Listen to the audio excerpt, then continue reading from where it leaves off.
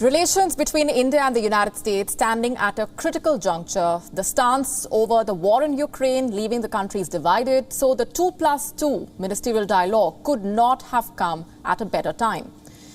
In less than 30 minutes from now, Indian Prime Minister Narendra Modi and the US President Joe Biden will be sitting down virtually. The two leaders are expected to talk over bilateral ties and cooperation in the Indo-Pacific. And then at 11:30 p.m. India time or 6 p.m. GMT, the 2+2 meeting will be beginning. This will be the fourth ministerial dialogue of this kind. It will be led by India's Defence Minister Rajnath Singh and the External Affairs Minister of India S. Jaishankar. Their counterparts Lloyd Austin and Antony Blinken will be present from the American side. Now, this meeting comes at a time when the US has been pressurizing New Delhi to take a stand against Russia as far as the Ukraine war is concerned. But India decides its own foreign policy. And in the Ukraine-Russia war, it has decided to stay neutral. Moscow and Kiev are both allies of New Delhi. So while India has condemned the violence in Ukraine, it has refused to pick a side. And the United States clearly does not like that. Earlier, Joe Biden had directly targeted India. He had said that among the Quad partners, only India was being shaky about Russia's offensive.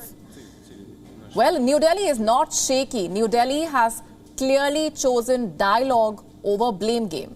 Recently, India bought around 13 million barrels of crude oil from Russia. Reports suggesting that New Delhi and Moscow are also trying to set up a rupee-ruble trading system. So in the latest talks, the war in Ukraine will most likely be dominating the discussions.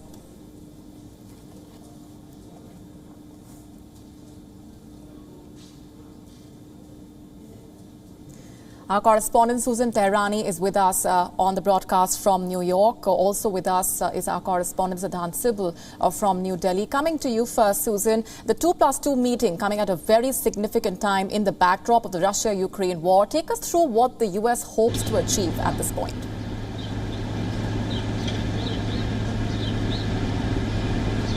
Alliances are so important, Molly, at this time, as you mentioned, with the Russian invasion of Ukraine. And these are the two largest democracies right now holding this meeting after quite some time due to the COVID crisis. So on the one hand, of course, the Russian invasion of Ukraine will be discussed, but then you have America's bigger challenge, bigger strategic challenge, if you may, and that would be China.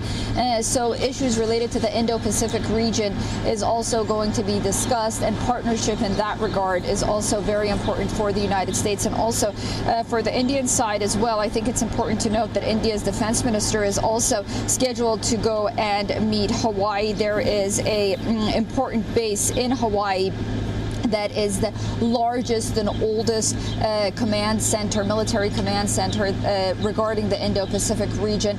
Its admiral visited India a few months back, so that's something to take note of and pay attention to as well. But the United States ultimately, as you mentioned, wants to get as many countries on its side regarding, even if it is, rhetorically condemning Russia's invasion of Ukraine. But ultimately, we are told that President Biden or, Antony Blinken on a cabinet level or Defense Secretary Lloyd Austin is not really going to, push anything and make things very awkward with their Indian counterparts in these encounters, because they understand that strategically they have more in common right now. Again, notably in the Indo-Pacific region with China than they do in differences regarding Russia. Indeed. Let's also get in our principal diplomatic correspondent, Siddhant Sibal, who's with us on the broadcast from New Delhi. Siddhant, what are the expectations looking like in New Delhi? India has already made its stance clear as far as the Russia-Ukraine war is concerned.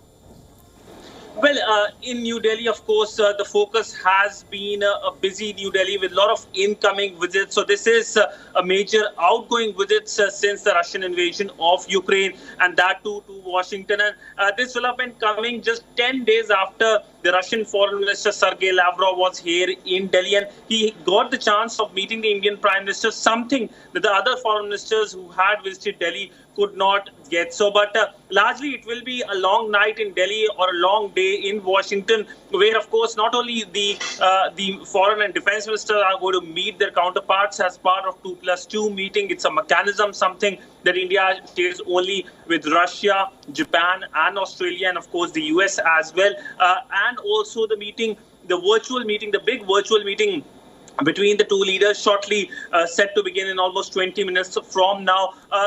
We could, of course, see the American side talking about, strongly, in fact, condemning the Russian actions, because previously as well, the leaders who have been to Delhi, whether it's the Japanese Prime Minister or whether it's the Australian Prime Minister Scott Morrison, who, of course, had a virtual meeting with the Indian Prime Minister, both of them condemned Moscow's action. But what was interesting was India was able to maintain its neutrality. There was not a single word against Russia. That is part of India's policy of not only being neutral, but also, in a sense, having good relationship with Russia and with the West. So India essentially has been able to hold this position. And I don't see a difference today as well, when there will be the meeting between the two leaders starting in a short while from now.